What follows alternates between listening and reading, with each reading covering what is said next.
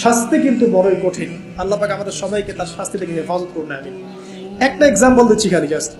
আবু তালেব নাম শুনেছেন? কে ছিল? রাসূল সাল্লাল্লাহু আলাইহি ওয়াসাল্লামের চাচা। দীর্ঘদিন বছরের পর বছর তিনি নবী সাল্লাল্লাহু আলাইহি ওয়াসাল্লামকে সাপোর্ট করেছেন। যদিও তিনি মুসলিম হননি, কিন্তু সাপোর্ট করেছেন, ফাইন্যান্সিয়াল সাপোর্ট, সোশ্যাল সাপোর্ট, তাকে সাপোর্ট দিয়েছেন। কিন্তু শেষমেশ তিনি লা ইলাহা ইল্লাল্লাহ পড়তে পারেন নাই, মুমিন মুসলিম হননি। কিন্তু নবীকে এমন ভাবে সাপোর্ট দিয়েছেন যেটা আরবের কেউ দেয়নি তাকে। তাহলে এই ব্যক্তি কি পাবে পরকালে? সাহাবীরা জিজ্ঞাসা করছেন, আপনার চাচার কি হবে পরকালে?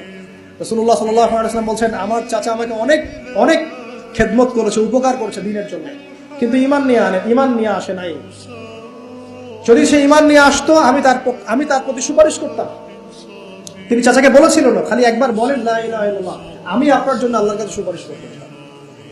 তিনি ঈমান নিয়ে আনেননি। এই কারণে জাহান্নামের সবচেয়ে নিম্নতর শাস্তি তাকে দেওয়া হবে। সেটা কি?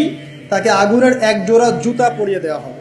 আগুনের এক জোড়া জুতা। এই আগুনের এক জোড়া জুতাতেই নাউযুবিল্লাহ তার মাথার যে মগজ, এই মগজটা টকবক করে ফুটতে থাকবে। ইন্না বাতশা রাব্বিকা লাশাদীদ। কিভাবে বুঝাবো? এটা হলো আবু তালেবের ব্যাপার।